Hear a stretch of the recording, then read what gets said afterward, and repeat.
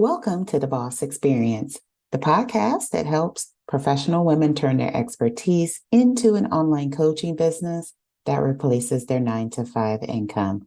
My name is Michele Davis, and I'm your host. In today's episode, I'm going to share with you why your to-do list is making you less productive in your business. When we think about to-do lists, we actually feel good when we get down on paper everything that we want to accomplish. But to-do lists actually trick the mind into thinking that by writing something down on a list with 100 other things or 50 other things or 25 other things makes us productive. So it tricks us, our minds, because we think because we have it on paper that we actually have a plan to make it happen. But the to-do list is not the same as having a plan. That's why one of the most important and effective things you can do for your business is have a schedule. Even if you haven't started your business yet, it's super important for you to have a schedule. So yes, a big part of being productive is knowing what to do. The schedule actually helps us do it. And I want to get into that in this episode because it's super important for people to be willing to commit that time when it comes to accomplishing their goals. And so in this case, if your goal is to start a business, if your goal is to grow a business, it starts with your commitment of your time to learn how to do it, to take action on what you learn.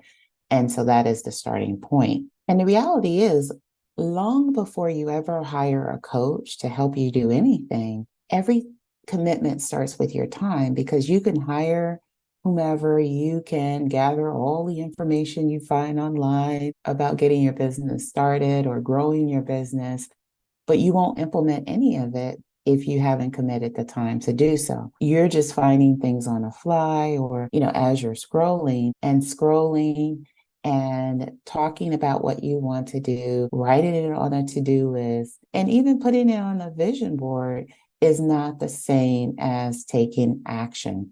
Yes, use all of those tools, but you have to have a plan of action if you're going to be successful accomplishing your goal. And when I talk about, having this schedule and why the schedule is so important, your schedule is going to be able to put your life into perspective. What hours are you working? What hours are you available? When are you taking calls to enroll people into your coaching business? When are you taking time to do your marketing? And all of those things have to fit into everything else that's happening in your life. So you have people that are working 9 to 5. So you have people that, have kid commitments. I have a kid commitment. My daughter just started college. Until she learns how to drive, I am her personal chauffeur. With me being her personal chauffeur and making sure she gets to her college classes on time, that means I have to make sure that my schedule allows me to do that so that I can continue to run my business, in addition to making sure that I show up for my personal commitments as well. And commitments to your children are your, highest priority. It's the reason that you are probably starting your business to begin with, or, whatever the reason is that's motivating you to start your business. You want to make sure that those things that are a high priority to you, the things that matter most, are things that you're able to prioritize. So with me, unlike high school, with college, my daughter has to be in class different days, different times. So it's a challenge if you don't have everything mapped out in the schedule. I have a single page schedule. I have it for every week because there's times that she's not in school that I can do more and do different things. So that schedule has actually saved my life because I can modify, I can adjust it. Having a schedule is something I've always had. even before she was in college. And it has allowed me to be more productive. Number one, because I know what I'm doing, because it's on the schedule, and I know how I'm doing it. It's not just on a to-do list. I have it built into my schedule. So I know if Monday at 10:30 is my work time, I know that what I'm doing at Monday at 10:30. And then everything else kind of falls in place from there. So that daily schedule actually helps you know where you're showing up, what you're showing up to do, and how long you need to show up to do it. And that way you always know what you're doing. And so I want to share in this episode some key things to help you be able to create a schedule that's going to work best for you, right? That's going to help you be more productive in getting your business started, especially if you're working a 9 to 5. What ends up happening is you have to figure out how to steal time in an already busy day to make sure that your dream happens, to make sure that you do what's required to get your business started. And it's kind of hard to do that if you don't really have a sense of what's happening in your day, because there's a lot of things that you can do in your schedule, in your day, if you can identify those little pockets of time, right? If you could see in any given day when you can still 30 minutes, 15 minutes. Once you know where you can still time throughout the day, even if you're working a 9 to 5, you can be more productive because you know what you can plug in during that time. You have already thought out in advance, creating a post, generating ideas for content. There's so many things you could do, which brings me to my first point, or the first tip I have about creating an effective schedule is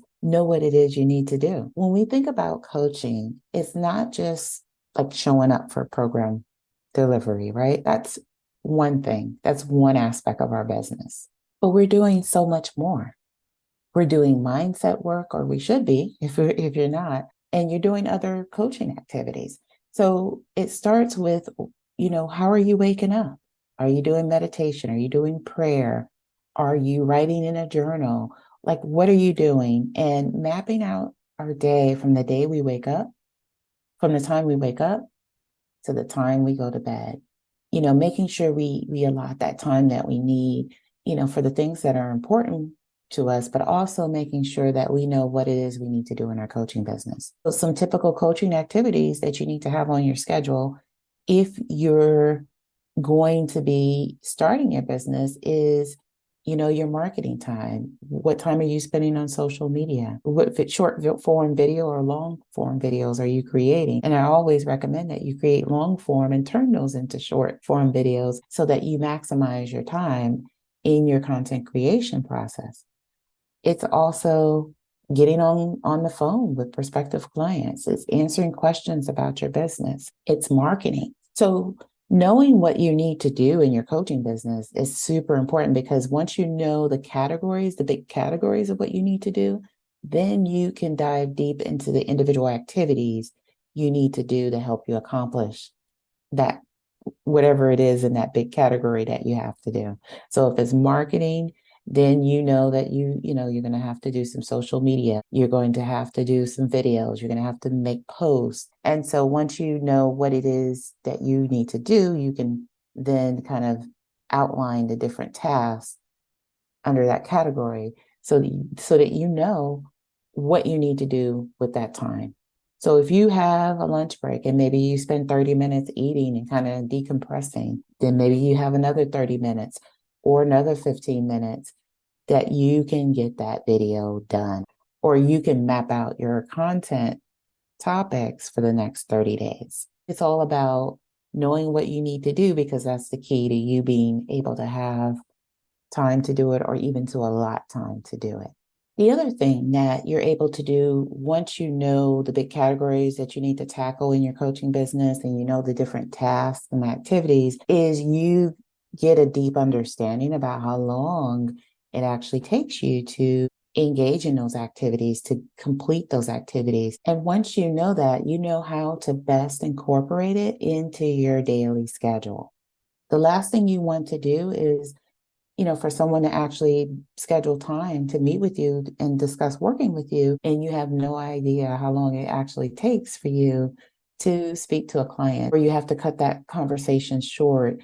If you do that, more than likely you're going to lose the client. They're not going to work with you, because once you have the person, that's when you capture their attention. And if you're going to close the client and enroll them into services, everything happens in that same call. Once they get off that call with you, your chances decrease in actually enrolling that person into your program or services, because they're going to get distracted. They're going to see someone else that they want to hear what they have to say, and it's going to be a wrap for you enrolling that person in your services. So be clear on your categories, know what tasks you need to do to fall under those categories, and know how long it's going to take you to engage in those tasks within your business, so that you can better understand what time you have available in your day to get you one step closer to getting your coaching business launched, or to growing your coaching business. So what I want you to get from this episode is there is a big difference between writing down that you need to create 30 content ideas for your marketing, as opposed to I'm creating content ideas on Tuesday between 6 and 7. Big difference. So what I want you to do, if you're in the habit of like writing these to-do lists, is actually scheduling that time into your calendar. And I like visual calendars, so that you can see what's happening and what you're doing at any given period. Even if you're working a 9 to 5, there's minutes in your day that you can still, and it helps for you to know what it is that you need to do, so that you can actually schedule a time, or, make room in your schedule to actually do it. So I hope this was helpful. Productivity is a big piece. Time management is a big piece for any entrepreneur to have a profitable and successful business. So with that being said, that concludes this episode. I hope you'll tune in next Tuesday for a new episode of the Boss Experience podcast. Thank you for joining me this week, and I can't wait for you to join me for a future episode of the Boss Experience podcast. Take care and be well.